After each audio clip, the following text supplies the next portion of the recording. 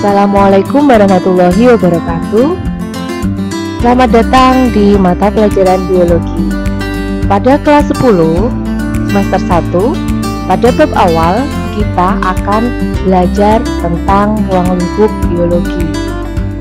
Nah, pada ruang lingkup biologi ini nanti kalian akan mempelajari banyak hal mengenai biologi.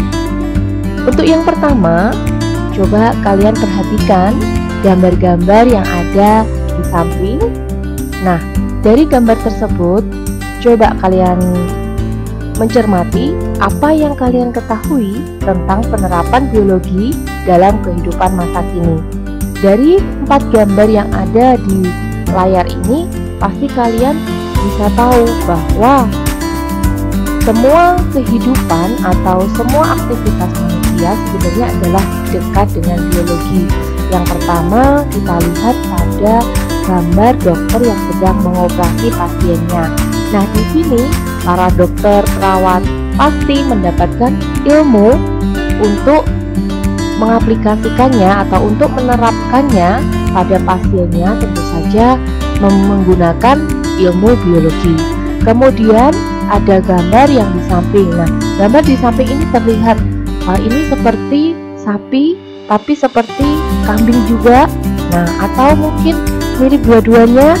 Dari situ kita tahu bahwa sebenarnya dengan adanya kambing produksi atau sapi produksi yang tidak seperti biasanya atau dia punya perawakan yang berbeda, ini juga tidak lepas dari penerapan ilmu biologi. Kemudian pada buah yang di samping ini juga buah semangka yang biasanya bulat. Nah, ini terlihat pada gambar adalah dia bentuknya adalah kotak. Nah, kemudian gambar yang di samping ini ada roti ya, dia bisa mengembang. Nah, tentu saja bahan-bahannya itu juga menggunakan bahan-bahan yang dipelajari atau dia tentu saja ilmunya untuk membuat tersebut itu dia menggunakan ilmu biologi. Dari keempat contoh ini kita bisa tahu bahwa sebenarnya biologi itu sangat dekat dengan kehidupan kita dari berbagai hal. Kalau yang ada di sini saya contohkan masih ada 4 hal tersebut. Nah, kemudian kita harus tahu dulu sebenarnya biologi itu apa. Nah, di sini coba kalian perhatikan.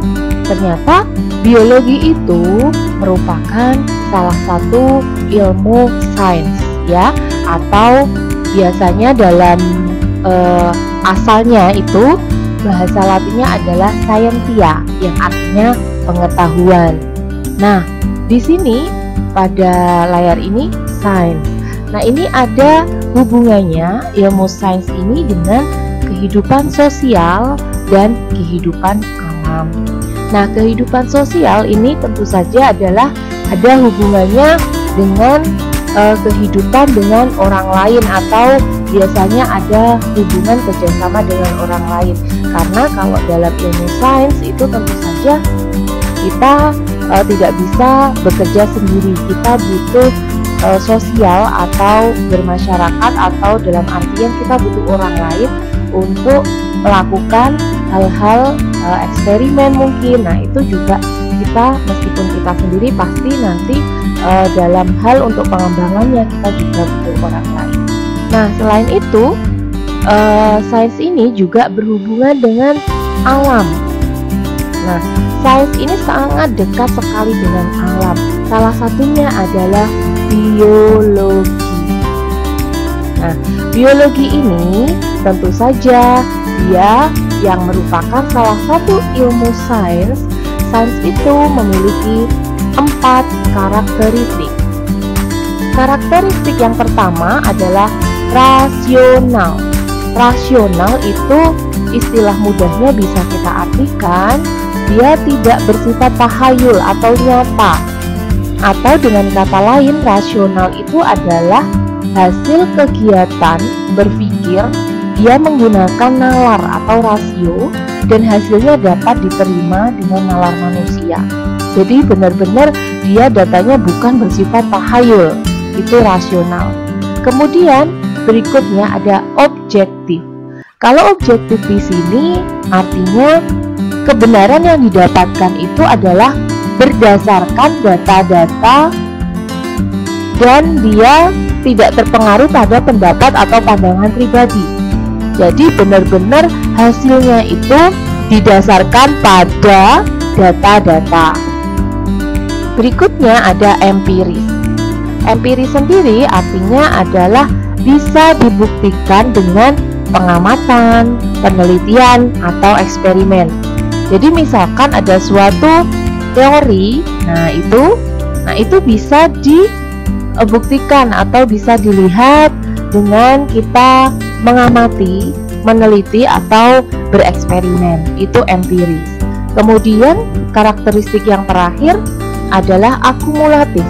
Akumulatif itu artinya dia, ilmu sains ini merupakan teori atau sains itu dapat dibentuk berdasarkan teori yang lama yang disempurnakan, atau mungkin bisa juga ditambah ataupun diperbaiki sehingga semakin sempurna.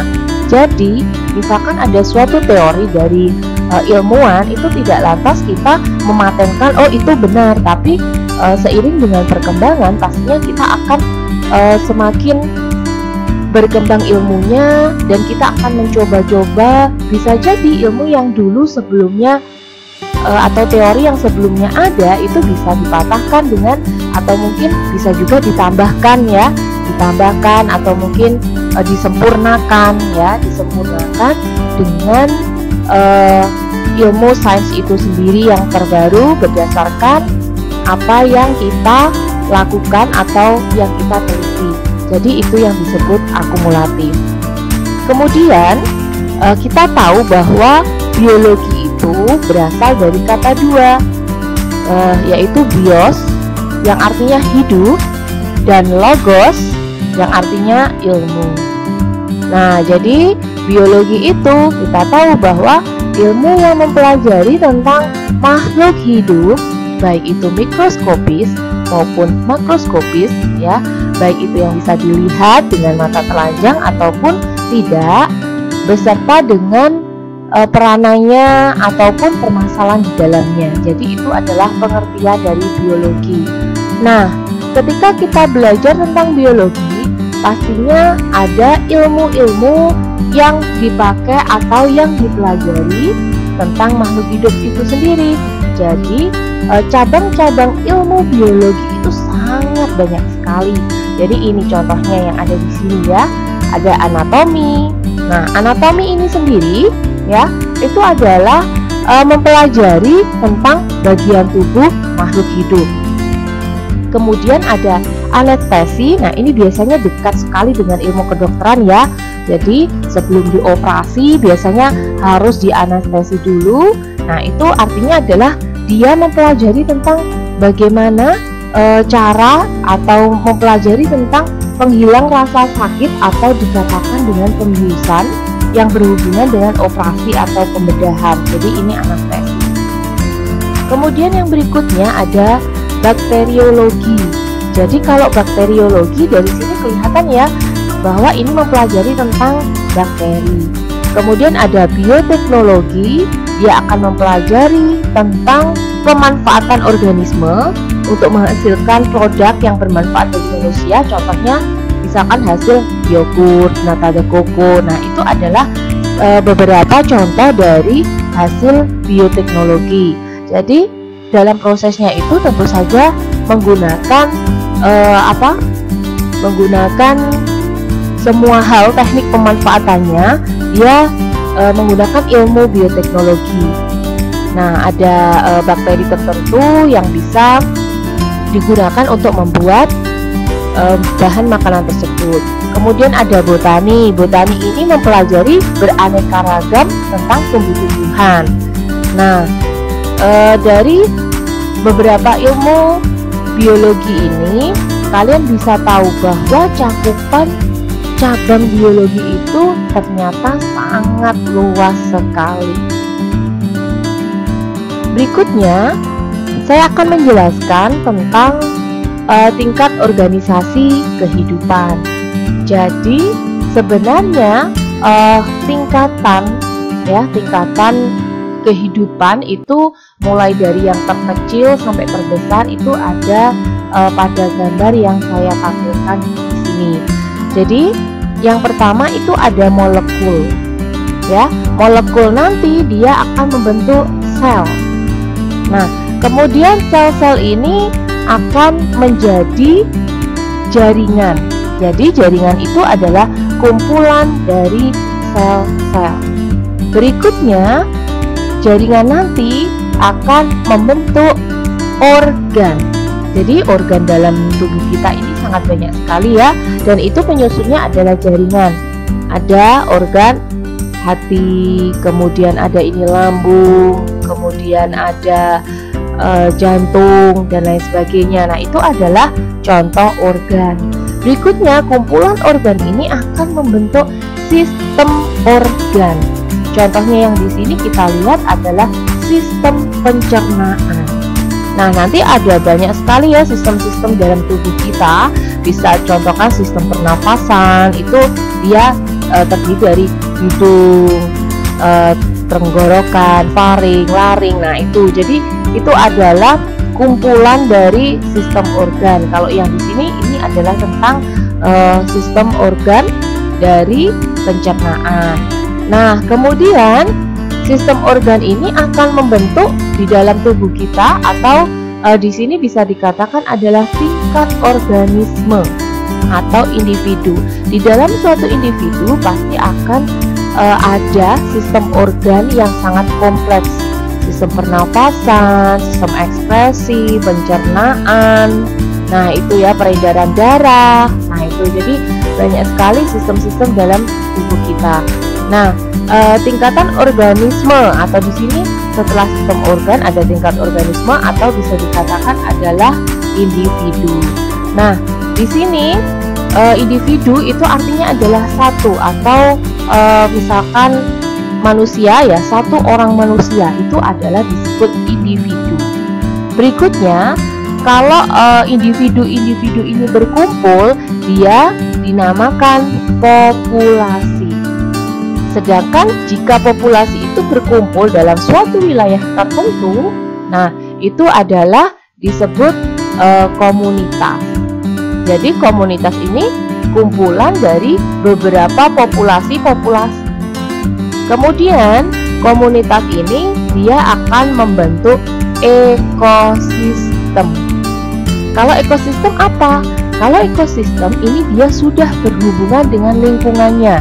Jadi pada ekosistem ini ada banyak populasi-populasi yang hidup di suatu tempat atau wilayah, dan dia populasi tersebut ya, komunitas-komunitas tersebut, populasi misalkan ada jerapah, populasi macan. Nah, itu dia berkumpul pada suatu wilayah ya, kemudian dia berinteraksi dengan lingkungan. Kemudian ada biosfer. Nah, biosfer ini dia adalah kumpulan dari ekosistem-ekosistem yang ada di bumi. Nah, itu ya. Jadi ini adalah tingkatan organisasi kehidupan. Untuk peranan biologi, tentu saja di awal tadi sudah saya jelaskan, sangat banyak sekali. Di bidang kedokteran bisa jadi ada tambahan selain tadi dokter yang mau operasi pasien, ada teknologi bayi tabung, kemudian pembentukan antibiotik, kemudian pembentukan tempe, yogurt, nata de coco. Nah, itu juga menggunakan ilmu biologi. Kemudian di sini kita lihat ini adalah kita mengamati ya bakteri. Ya, bakteri itu seperti apa. Nah, itu kita bisa mengolaskan ya pada media agar ini. Nah, itu kita amati di bawah mikroskop. Nah, itu juga ilmunya juga menggunakan ilmu biologi. Kemudian yang di sini, nah ini adalah contoh kultur jaringan. Jadi memperbanyak jaringan tumbuhan ya dengan mengambil beberapa bagian kemudian dikembangbiakkan di media yang steril. Nah, ini adalah contoh-contoh peranan dari ilmu biologi. Jadi sangat banyak sekali berperan dalam kehidupan sekitar kita, pada kehidupan kita ya. Demikian pembelajaran pada hari ini. Terima kasih. Wassalamualaikum warahmatullahi wabarakatuh.